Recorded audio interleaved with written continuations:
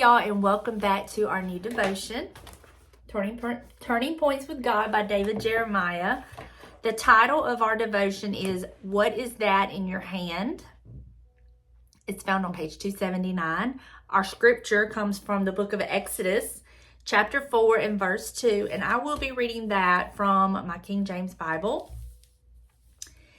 And it says, And the Lord said unto him, and him in this, who he's talking to is Moses, What is that in thine hand? And he said, A rod. Moses didn't have much, a handful of sheep on the slopes of a blistered mountain. He also had 80 years of memories, some of them sad and regretful. He had some clothes, a family, a wise father-in-law, a tent in the desert, and that's about it. Oh yes, he had a staff. He had probably found a branch broken from some sturdy tree, maybe 6 or 7 feet long and reasonably straight. He had seasoned and smoothed it to become his walking stick, plus it was useful in herding sheep and warding off predators. But it was quite ordinary, just a rod. On rugged Mount Herod that day, as Moses argued with the Lord about his inadequacies for the mission being assigned him, God asked a simple question. What is that in your hand? It was a broken branch, a piece of dead wood, a rod. But the Lord wanted it, and the Lord touched it, and the Lord used it to baffle the magicians of Egypt, to turn the Nile to blood, to part the waters of the Red Sea, to create streams in a desert, and to deliver his people again and again. What's that in your hand? Little is much if God is in it. And that is a quote by Barbara Fairchild. And y'all, I cannot tell you how many times that quote has gotten me through some things. Little is much when God is in it. It doesn't matter what it looks like to other people. If God is in it, he can do anything. And he specializes in little and making it much. I mean, I am so living proof of that. It wasn't but a few years ago that we were really struggling. It was during the pandemic. And James's, the money that they sent him home, and then that little bit of unemployment that he was getting stopped. That job was no longer available. God had, for whatever reason I couldn't understand at the time, had made me quit my job and brought me home. And I just really didn't know what we were going to do. I did not know what we were going to do, but I knew that God would see us through and he would make a way when there was no way. And he did just that. It would just so happened, and we know it didn't just so happen. My mom and them had that rental property that they needed it to be renovated. They were going to pay to have it renovated anyway. And so it worked out that we were able to do that at a much better cost for them, and also help us in our financial endeavor, to just get by. And we worked there. We did that. Then it went over into, they wanted to fix up the place that they were living in at the camp. They had to, work on that.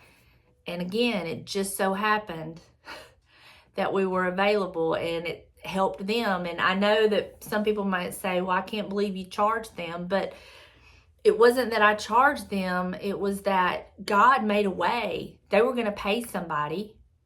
And, in any time you hire somebody to do stuff like that, you're just at their mercy if they're going to do a decent job. And she knew we would do a good job. We were a lot less pricey than what she would have had to pay. And the timing, you can't argue with God's timing. I mean, we can argue with it, but we're going to lose. His timing is always perfect. And this, I feel like, flows right into with our last devotion about God's clock is never wrong. And it's not. And so I want to encourage you, don't go by what it looks like to Moses, it was just a rod. It was just a staff that he found, just old dead tree branch that he found, that he just used, to herd his sheep, ward off predators, help him walk. It was just a rod. And to us, it is just that. But to God, it can be anything. He can make it whatever he wants it to be, when he wants it to be. He threw it down, it turned into a snake in front of Pharaoh. It parted the Red Sea. Well, it didn't part the Red Sea, but you know what I'm saying. He cast that rod and that sea split open, all under the direction of God, because God used it. He used it. But we don't worship a rod. We don't worship a job, but we understand that, and God understands our needs, is what I'm trying to say. And he will make a way. Our part in that is we have to be subjected. We have to be ready, willing to do what he tells us to do. Even if it doesn't make sense. Y'all, it didn't make sense for me to quit my job when I did. I did not wake up and go to work with the intentions of today's the day I'm going to walk out on my job. So many things had to happen for that to happen. It was not something, first of all, it was not something I needed to do. We needed my income. We needed it. We depended on it. So, no matter how much I may or may not like a job that I've had in my life, I'm wise enough to know sometimes you got to just stick with it, because you got to have it until the Lord moves and opens another door. So for me to walk out of that job the way I did and when I did was one of the scariest things I ever did in my life. But I had to step out on faith, and I had to trust God. I had to trust God knew what he was talking about, knew what he was doing. And I was scared to death. Because I was like, oh, what are we going to do now? What are we going to do now? And then it just so happened to coincide with the time that the James's unemployment that they were giving everybody during that time was run out. And when that run out, and when the pandemic came along and shut down that office, well, they kind of just went out of business and didn't reopen. So not only was he out of a job permanently and the money had stopped, what are we going to do? Because it wasn't like, oh, he'll just get another job. It was during that time, it was not that easy. But we knew God would see us through. We knew it. And I began to really pray. That's when God really, really began to work on me and grow me, and let me know that he had brought me home for a reason. He had me where I was going to be, and it was not fun, y'all. I would have to go through what I went through. I would have much rather gotten up and went to work every day than to have to go through what I had to go through, because there was days and weeks and months that all I could do was, I was just in prayer. I was in tears. I would walk around with swollen eyes. It was just, I was constantly in prayer. But God was using all of that. I can look back now. How many of y'all can look back in your life and see, we didn't understand why, but now we kind of see why, and how he used things and circumstances and situations in our lives to get us where we are today. I would not be where I am today in the Lord had I stayed in that job. It wasn't that the job was the issue. It was the effect that the job had on me in my walk with God. And he just wasn't going to have it. And so he pulled me out of it at what I felt like was the worst time he could have done. But who am I? He's God. Who am I? He made a way. And I can remember then, we had our little church that we was going to, and that I was kind of like making a little bit of money from that because I was doing the books and stuff. Well, that shut down. It was like, there went that income. And it was like one thing after the other. But y'all, I can honestly tell you, we didn't go without. We never went to bed hungry. Every bill got paid on time, okay? On time. Now, we had to do our part. We had to do our part during that, and we had to cut back on some things. There was a lot of times we stayed at home. We didn't go anywhere. I didn't thrift. I didn't shop. I budgeted with groceries. I started cooking every meal we ate at home.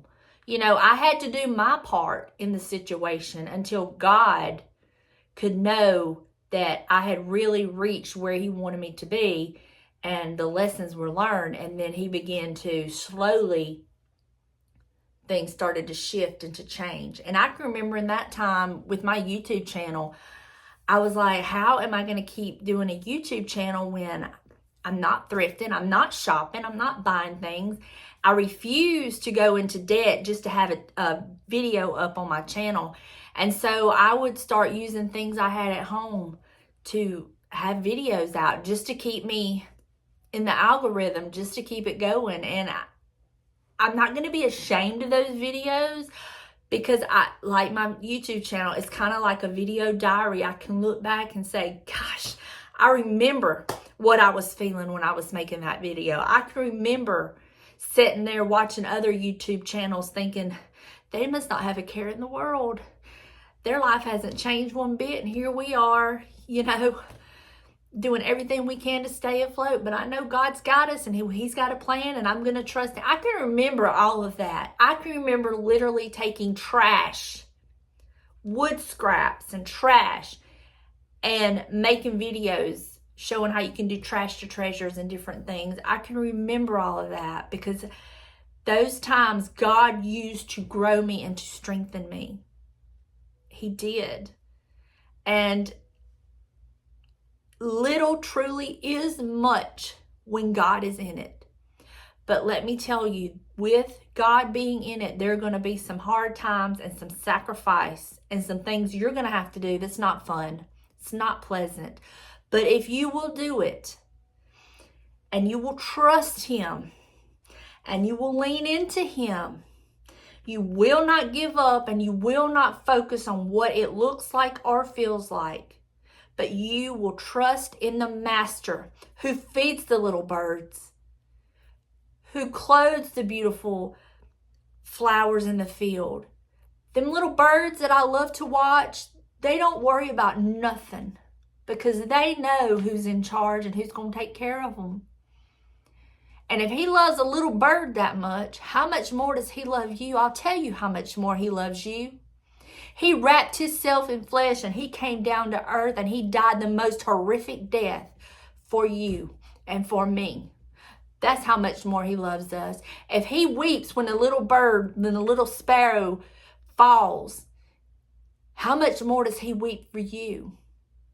As much as I love those little birds, as much as I love animals, and it just tears me up to see one hurt and mistreated and not taken care of, I love my kids so much more than that. I would go so much further above and beyond for them than I would with an animal. You see what I'm saying? If we being parents would do what we can for our children, how much more would he do for us? He tells us in his word, and he tells us we can trust him. It don't matter what it looks like. It don't matter what it feels like. If we will do our part, now we have to do our part, y'all. We have to do our part. James and I couldn't just be careless and just go and spend money we didn't have, and I couldn't go shop and spend money that we needed. No, we had to do our part. And then God was able to do his part. But when we're not doing our part, then he's not able to bless us and do his part. I hope that makes sense. But it's the way it is. We have to do our part. And I don't ever want to forget where he's brought me from. Not just from a financial standpoint. Yeah, that's important, but that was not what it was about for me. He was working on me. He was changing me. From way deep inside, he was changing me. And I can look back and I'm not the person I was then. I see things so differently than I ever did then. And that didn't happen just one day I woke up and a switch flipped. No, that took a lot of purging, a lot of cleaning out, a lot of tears, a lot of working on myself, a lot of time in prayer with God, days and hours in prayer to get me where I am today. And I'm still not where I need to be. I'm still not where I need to be. God still has those times with me where all I am allowed to do is to be in his presence and pray, and I can't do anything else for the day except spend it with him in prayer. And that is some of the most precious time, when he will just literally stop me in my tracks and say, today you're going to be with me. And I say, okay. I just get the Kleenex ready. I don't even bother putting on no makeup because I know it ain't going to do no good. You know what I mean? But I love those times with God. But just be encouraged. Do your part and then watch God do his part. I promise you, you will not be sorry. And you will be better for it. He will make you a new creature in Christ. Not to say that everything's wrong with you now. Not saying that. But, you know, he can always grow and change us. There's always something that he's working on with us, you know. And I thank God that he loves me enough that he stopped me in my tracks. That he loved me enough that he made me uncomfortable. And he loved me enough to make me 100% dependent on him. That's true love there. And I thank him for it every day. I pray that you get something from this. I pray this blesses your soul. I love each and every one of you. And I will see you in the next one. Bye, y'all.